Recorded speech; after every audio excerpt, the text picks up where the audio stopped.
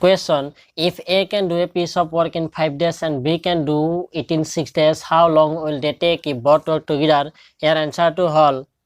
5 into 6 divided by 5 plus 6 is equal 30 by 11 is equal 2 and 8 by 11. বাহ কি simple, মাত্ৰ 5 সেকেন্ডতে কৰিলো। কেনেকৈ ৰব বুজাই আছো। তাৰ আগতে আমি আকৌ এটা উদাহৰণ চাম। If A and B together can do a piece of work in 6 days and A alone can do it in 9 days, in how many days can B alone do it? Answer: 9 into 6 divided by 9 minus 6 is equal 54 by 3 is equal to 18. Simple, মাত্ৰ 5 সেকেন্ডত কৰিলো। বুজি পাইছেনে বন্ধুসকল? বুজা নাই যদি ৰব মই নিয়মটো বুজাই আছো। এই নিয়মটো বুজাৰ পিছত আপুনিও CTET, SSC, ৰেলৱে বা যিকোনো প্ৰতিযোগিতামূলক পৰীক্ষাত গণিতৰ কাৰণে মূৰ গৰম কৰিব লগা নহব। গতিকে আপোনালোকে মোৰ এই ভিডিঅ'টো সম্পূৰ্ণকৈ চাব যাতে কোনো ধৰণৰ কনফিউজন বাছি নাথাকে। নমস্কাৰ বন্ধুসকল, মোৰ চেনেলটোলৈ আপোনালোকক স্বাগতম। হয়, এই অংককেইটা শ্বৰ্টকাটত বুজোৱাৰ আগতেই আমি প্ৰথমতে দুটা সূত্ৰলৈ মন কৰিম। প্ৰথম সূত্ৰটো হ'ল if A can do a work in X days and B can do it in Y days, then A and B working together in X into Y divided by X plus Y days. অৰ্থাৎ যদি A এটা কাম X দিনত কৰিব পাৰে আৰু B সেই কামটো Y দিনত কৰিব পাৰে, তেতিয়াহ'লে সিহঁত দুজনে একেলগে কৰিব ওপৰত সিহঁতৰ কাম কৰিবলৈ লগা দিন দুটাৰ পূৰণফল আৰু তলত সেই দিন দুটাৰ যোগফল। দ্বিতীয় সূত্ৰটো হ'ল if A and B together can do a work in X days and A alone can do it in Y days, then B alone can do in ওপৰত X into Y divide by X minus Y. অৰ্থাৎ যদি A আৰু B একেলগে এটা কাম X দিনত কৰিব পাৰে আৰু সেই একে কামটো A অকলে Y দিনত কৰে, তেন্তে Bক অকলে কৰিবলৈ সময় লাগিব ওপৰত সিহঁতৰ কাম কৰিবলৈ লগা দিন দুটাৰ পূৰণফল অৰ্থাৎ X পূৰণ Y আৰু তলত সেই দিন দুটাৰ বিয়োগফল অৰ্থাৎ X minus Y. আপোনালোকে এই সূত্ৰ দুটা ভালকৈ মনত ৰাখিব বা বহীত টুকি ল'ব। এতিয়া এই সূত্ৰ দুটা ব্যৱহাৰ কৰি এই ভিডিঅ'টোৰ প্ৰথমতে কৰা অংক দুটা আমি 5 সেকেন্ডত কৰিম। প্ৰথম প্ৰশ্নটো আছিল if A man can do a piece of work in 5 days, অৰ্থাৎ A নামৰ মানুহজনে 5 দিনত কামটো কৰিব পাৰে and B can do, অৰ্থাৎ B নামৰ মানুহজনে 6 দিনত কামটো কৰিব পাৰে, তেতিয়াহ'লে দুইজনে একেলগে লগ লাগি সেই কামটো কিমান দিনত কৰিব পাৰিব?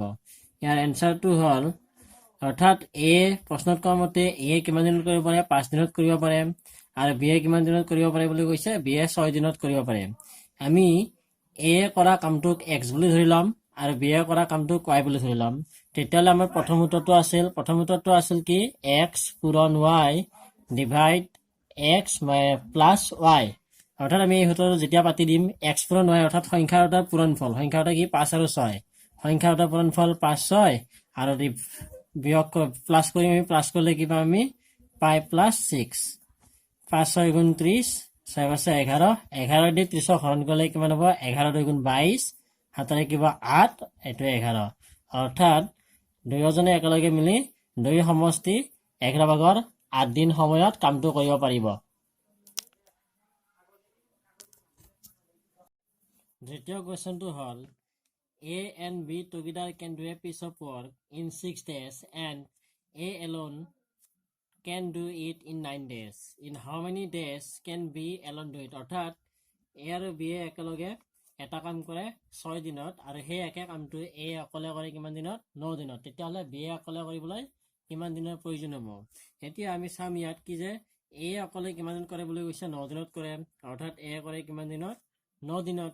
আৰু A আৰু B অৰ্থাৎ দুয়োজনে মিলি A আৰু B together can do a piece of work in কিমান days? 6 days অৰ্থাৎ 6 দিনত। এতিয়া আমি A কৰা কামটোক আমি X বুলি ধৰি ল'ম আৰু A প্লাছ B কামটোক আমি কি বুলি ধৰি ল'ম? Y বুলি ধৰি ল'ম।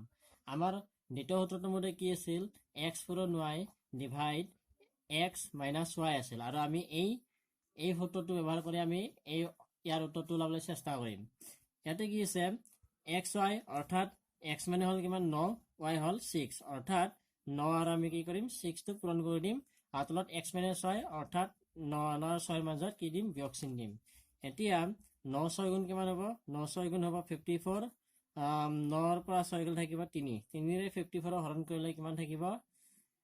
3 গুণ 3 3 গুণ 3 7 হল 2 24 3 8 গুণ 24 অর্থাৎ 18 আমি আৰু এটা সূত্ৰলৈ মন কৰিম if a b and c can do a work in the x y and z dash respectively then all of them working together can finish the work in x y z divided by x y plus y z plus x z এই সূত্ৰটো ব্যৱহাৰ কৰি আমি এটা প্ৰশ্ন উত্তৰ কৰিম প্ৰশ্নটো হ'ল if a b and c can do a work in 5 days 6 days 12 days respectively then how long will they take to complete the work solution প্ৰশ্নটোত কৈছে কি a কামটো কিমান দিনত কৰে a কামটো কৰে 5 দিনত b কিমান দিনত কৰে b কামটো কৰে 6 দিনত আৰু c কৰে 12 দিনত 6 দিনত আৰু c কৰে 12 দিনত এতিয়া আমি a কৰা কামটোক x বুলি ধৰিলাম b কৰা কামটোক y বুলি ধৰিম আৰু c কৰা কামটোক z বুলি ধৰিম অলপ আগতে আমি শিকিছিলো এটা সূত্ৰটো কি আছিল যদি তিনিজন মানুহে একেলগে কৰা কামৰ কথা কয় তেতিয়া আমি সূত্ৰটো কি আছিল x y z ওপৰত কি হ'ব তিনিজনৰে কামটো কৰিবলৈ যিমান দিন লাগে সেই দিনকেইটা আমি কি কৰি দিম পূৰণ কৰি দিম অৰ্থাৎ x y z পূৰণ কৰি দিলে কি হ'ব 5 x মানে হ'ল 5 y মানে হ'ল 6 আৰু z মানে হ'ল 12 আৰু সেই সূত্ৰটোৰ মতে তলত কি আছিল প্ৰথমতে আছিল xy প্লাস তাৰে পিছত yz প্লাস তাৰপিছত zx এতিয়া প্ৰথমতে কি আছে xy x কিমান 5 y কিমান 6 অৰ্থাৎ 5 পূৰণ 6 প্লাস তাৰে কি আছে yz মানে yz y 6 আৰু 12 6 পূৰণ 12 আৰু লাষ্টত কি আছিল zx আছিল zx কোনে z মানে হ'ল 12 আৰু x মানে হ'ল 5 এতিয়া 5 6 আৰু 12 পূৰণ কৰিলে আমি কিমান পাম 5 6 গুণ 30 3 12 গুণ 36 360 তলত কি হ'ব 5 6 গুণ 30 12 6 গুণ 72 আৰু 12 5 গুণ 60